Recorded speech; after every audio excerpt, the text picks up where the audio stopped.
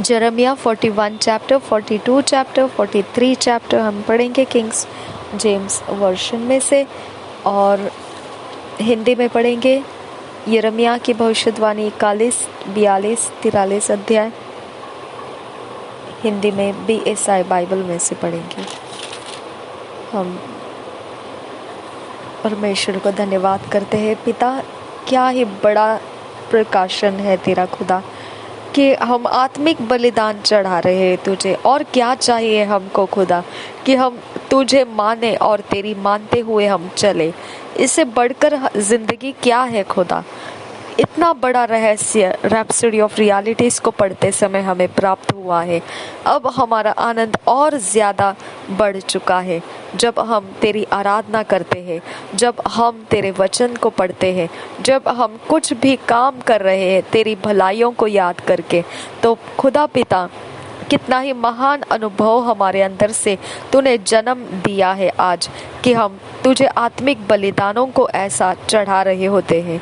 धन्यवाद मेरे खुदा, हमारे मन को इतना बड़ा आनंद तूने भर के दे दिया।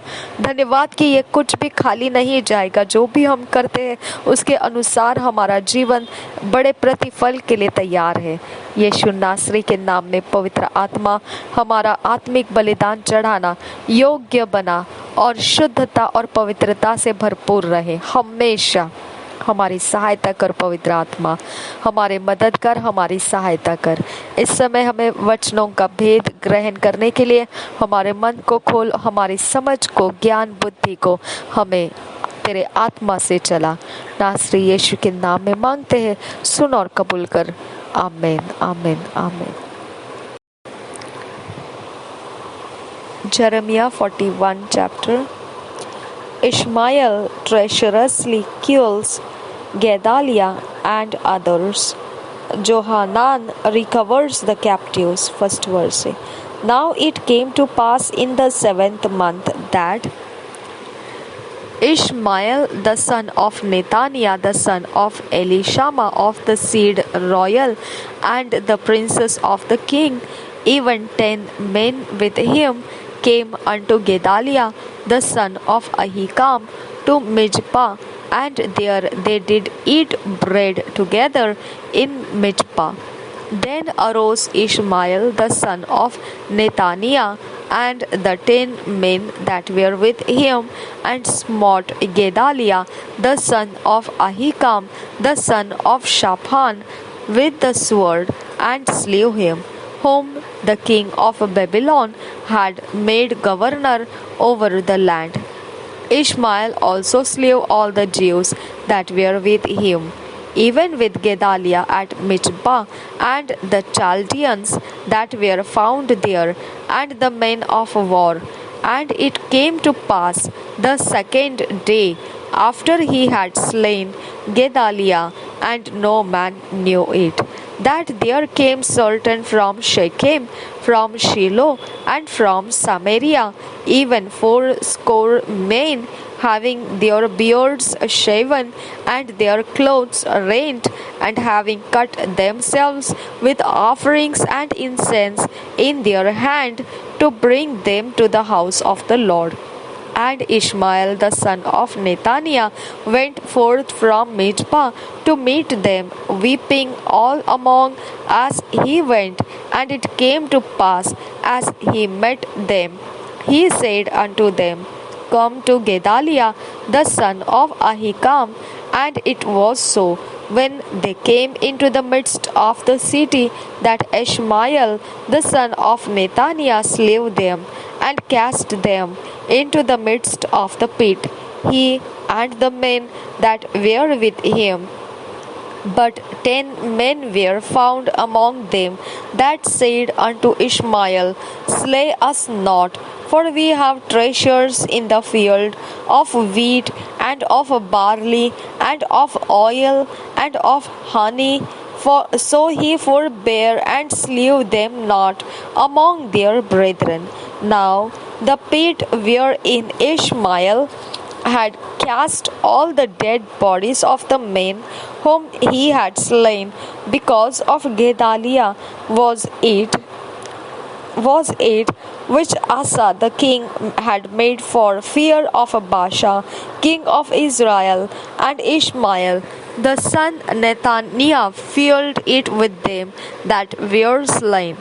Then Ishmael carried away captive all the residue of the people that were in Mizpah, even the king's daughters, and all the people that remained in Mizpah, whom Nebuzaradan, the captain of the guard, had committed to Gedaliah the son of Ahikam, and Ishmael the son of Nethaniah carried them away captive and departed to go over to Ammonites. But when Johanan the son of Kareah and all the captains of the forces that were with him heard of all the evil that Ishmael the son of Nethaniah had done, then they took all the men and went to fight with Ishmael the son of Nethaniah, and found him by the great waters that are in Gibeon.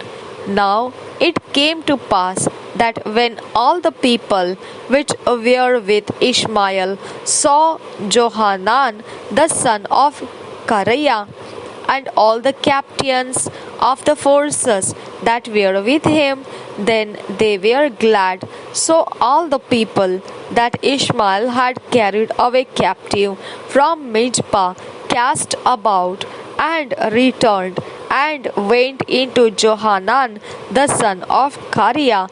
But Ishmael the son of Nethaniah escaped from Johanan with 8 men and went into the Ammonites, then took Johanan the son of Kareah and all the captains of the forces that were with him, all the remnant of the people whom he had recovered from Ishmael the son of Nethaniah from Mizpah, after that he had slain Gedaliah the son of Ahikam, even mighty men of war, and the women, and the children, and the eunuchs, whom he had brought again from Gibeon. And they departed and dwelt in the habitation of Chimaham,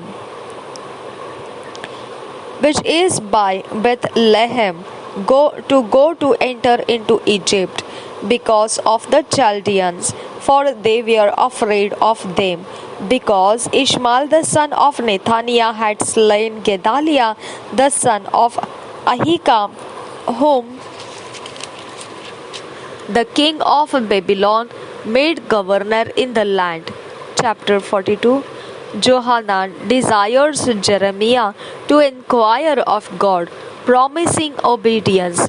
Jeremiah's answer, etc.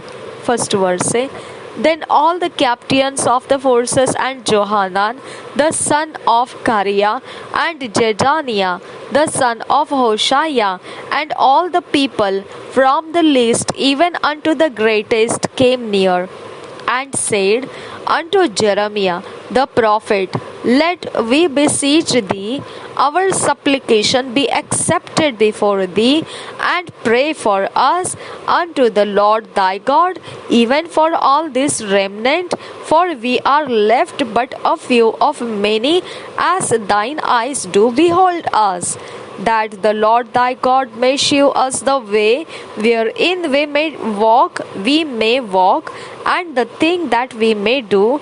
Then Jeremiah the prophet said unto them, I have heard you. Behold, I will pray unto the Lord your God according to your words, and it shall come to pass that whatsoever thing the Lord shall answer you, I will declare it unto you. I will keep nothing back from you. Then they said to Jeremiah, the Lord be a true and faithful witness between us, if we do not even according to all things for the which the Lord thy God shall send thee to us, whether it be good or whether it be evil, we will obey the voice of the Lord our God, to whom we send thee. that it may be well with us when we obey the voice of the Lord our God.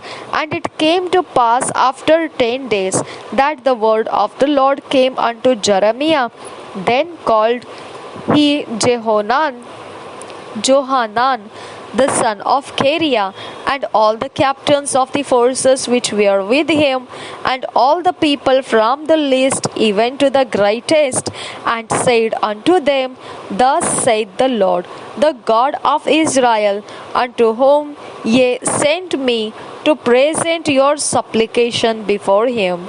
If ye will still abide in this land, then will I build you and not pull you down, and I will plant you and not pluck you up, for I repent me of the evil that I have done unto you. Be not afraid of the king of Babylon, of whom ye are afraid. Be not afraid of him, saith the Lord, for I am with you to save you and to deliver you from his hand. And I will show mercies unto you, that he may have mercy upon you, and cause you to return to your own land.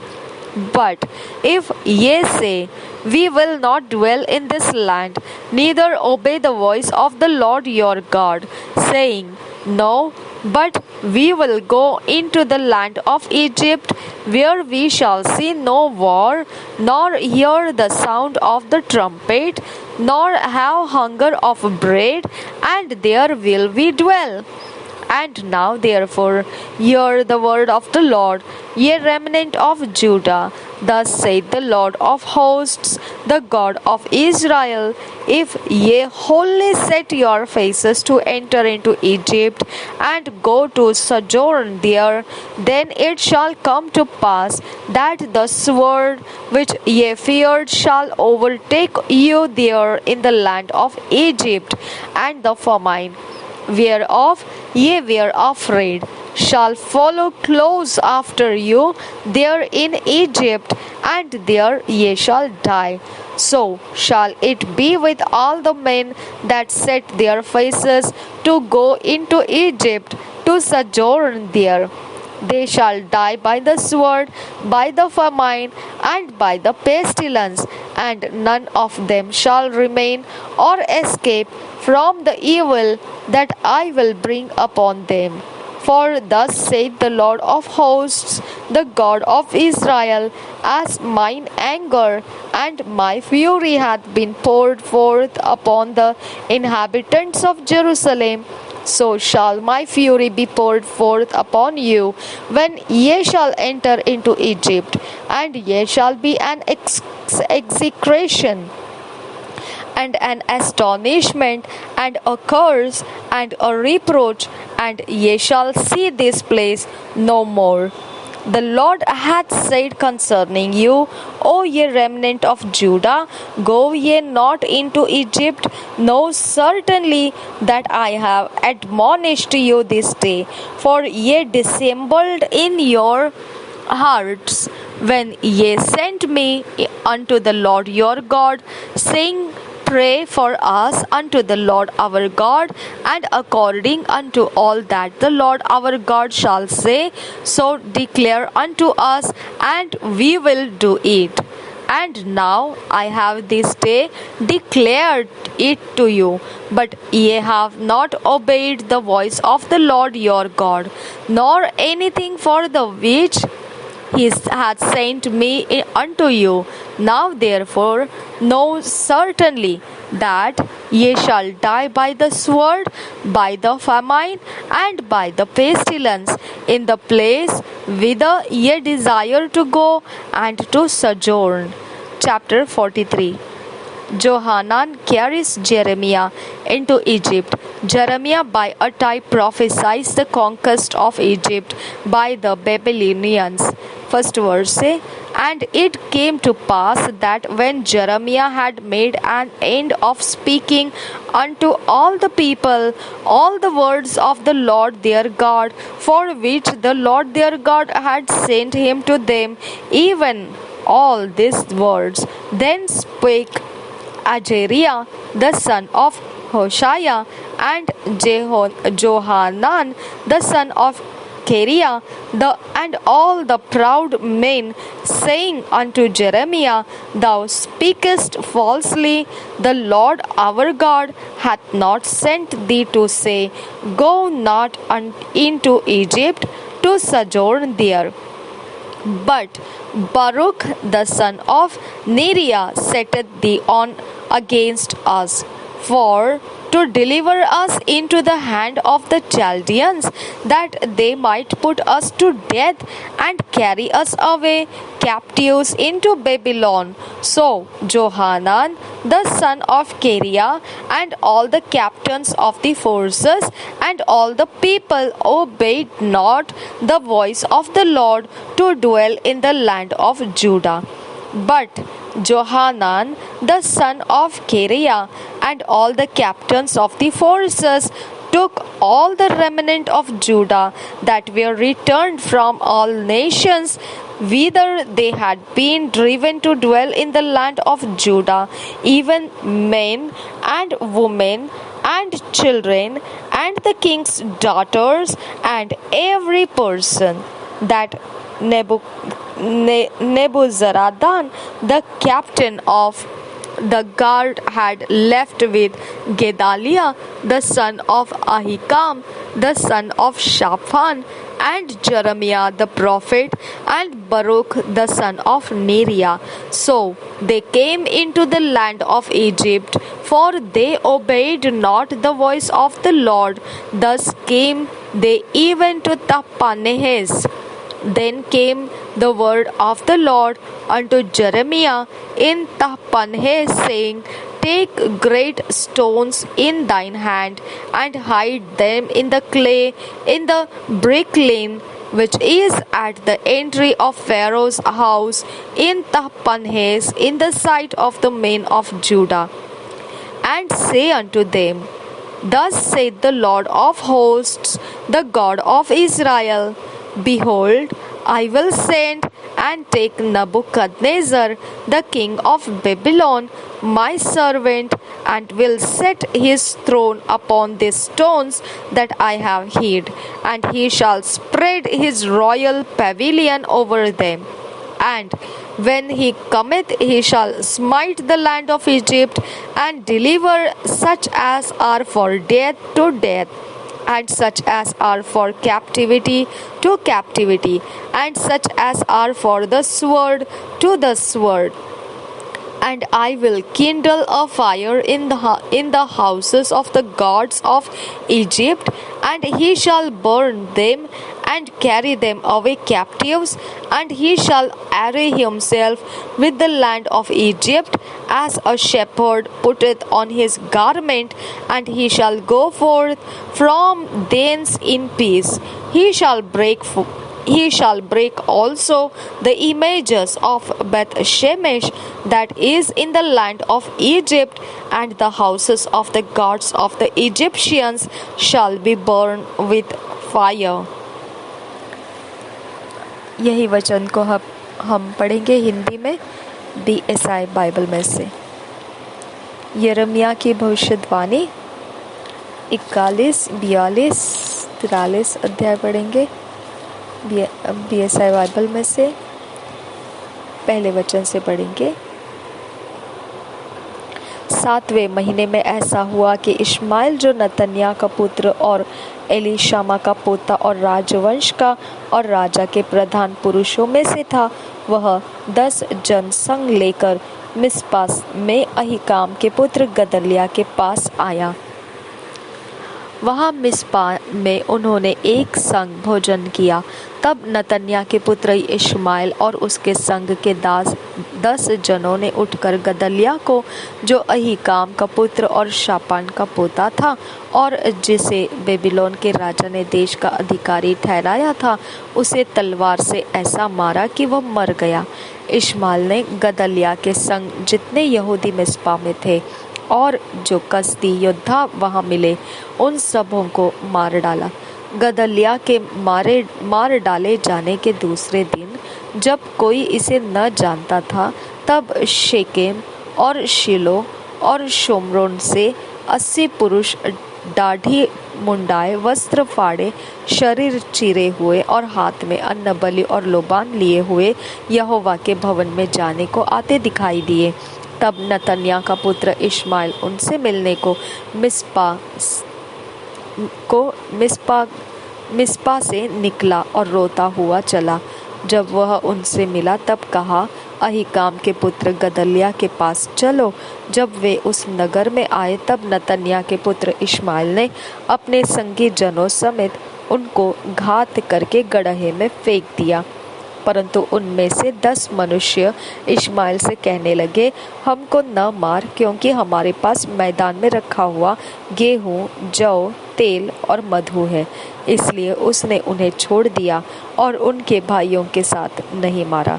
जिस गड्ढे में इश्माएल ने उन लोगों के सब शवों को, जिन्हें उसने गदल्याह के साथ मारा था, फेंक दिया था, यह वही गड्ढा है जिसे आसा राजा ने इस्राएल के राजा बाशा के डर के मारे खुदवाया था। उसको नतन्याह के पुत्र इश्माएल ने मारे हुओं से भी भर दिया। तब जो लोग मिस्पा में बचे हुए थे, अर्थात राजकुमारियों और जितने और लोग मिस्पा में रह गए थे, जिन्हें अंगरक्षकों के प्रधान नबूजरदान ने अहीकाम के पुत्र गदल्याह को सौंप दिया था, उन सबों को नतन्याह का पुत्र इश्माएल बंदी बनाकर अम्मोनियों के पास ले जाने को चला।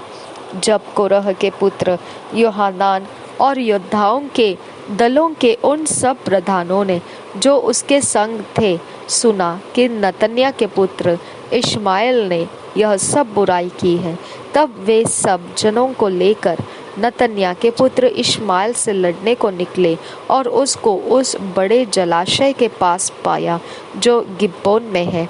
कोरह के पुत्र योहानान को और दलों के सब प्रधानों को देखकर जो उसके संग थे, इश्माएल के साथ जो लोग थे, वे सब आनंदित हुए। जितने लोगों को इश्माएल मिस्पा से बंदी बनाकर लिए जा रहा था, वे पलटकर कारेह के पुत्र योहानान के पास चले आए। परंतु नतन्याह का पुत्र इश्माएल 8 पुरुष समेत योहानान के हाथ से बचकर अम्मोनियों के पास चला गया।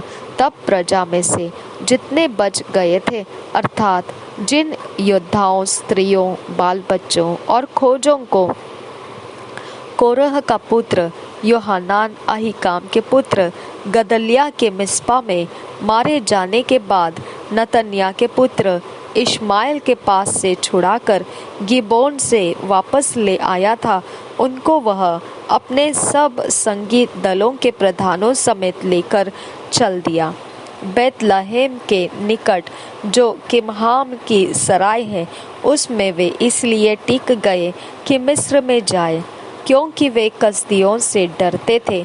इसका कारण यह था कि अहीकाम का पुत्र गदल्याह, जिसे बेबीलोन के राजा ने देश का अधिकारी ठहराया था, उसे नतन्याह के पुत्र इश्माएल ने मार डाला था।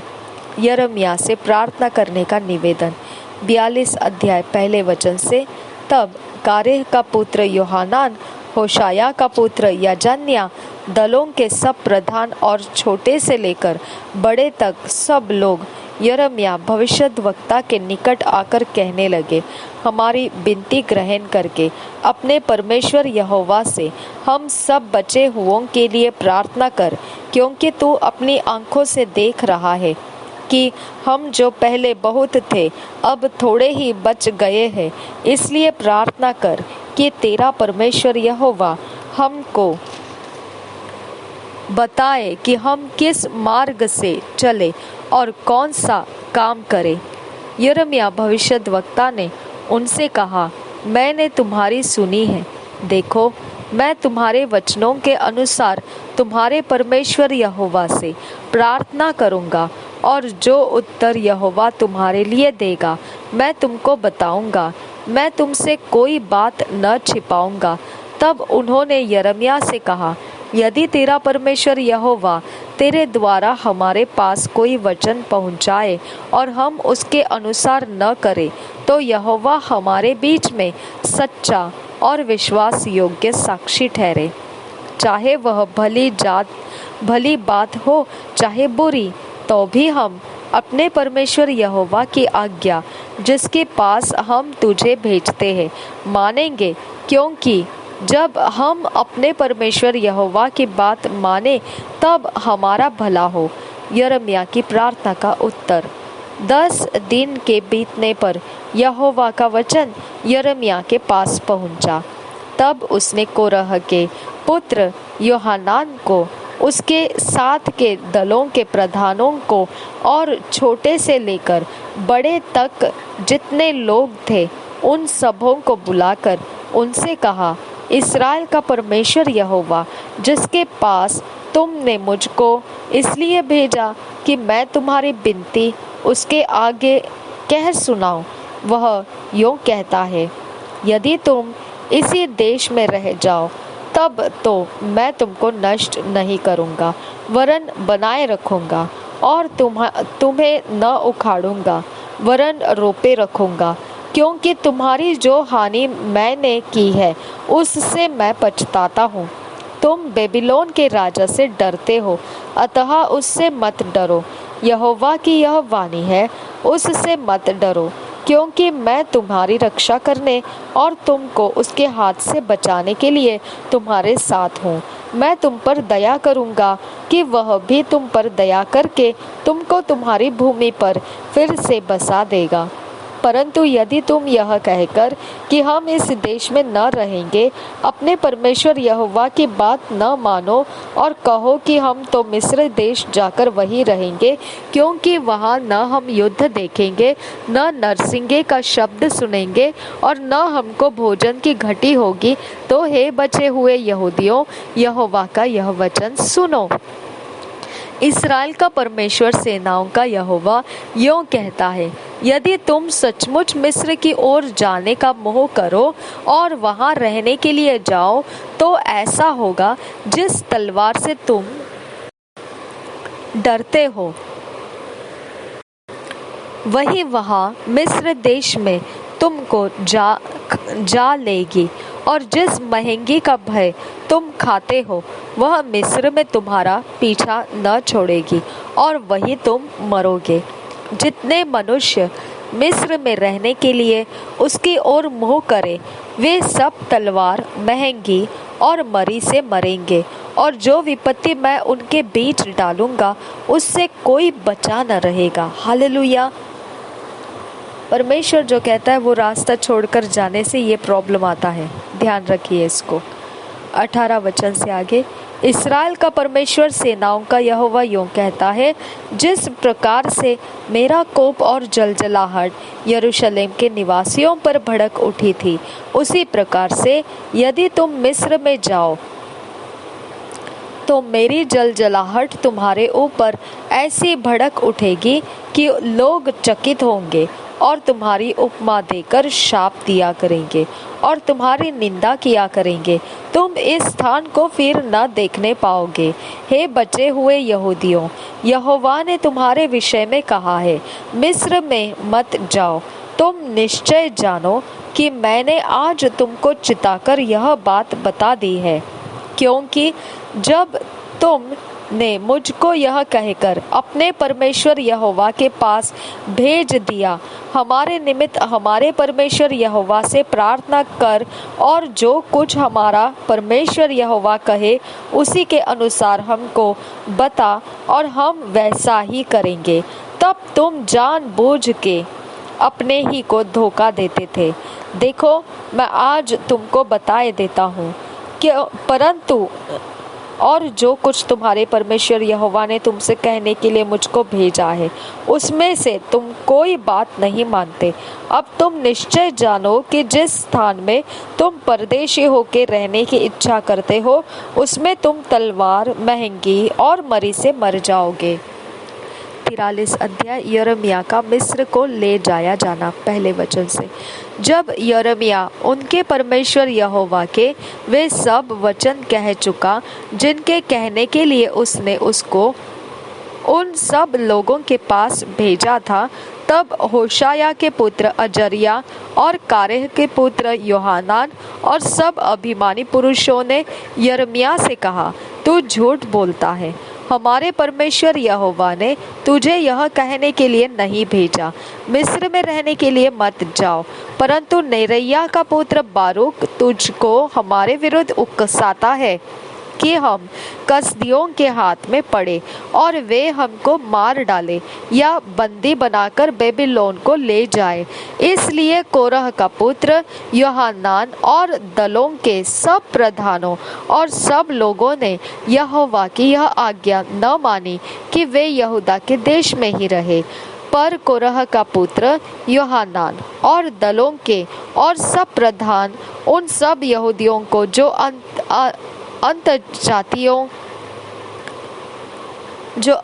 जातियों के बीच तितर पितर हो गए थे और उनमें से लौटकर यहूदा देश में रहने लगे थे, वे उनको ले गए।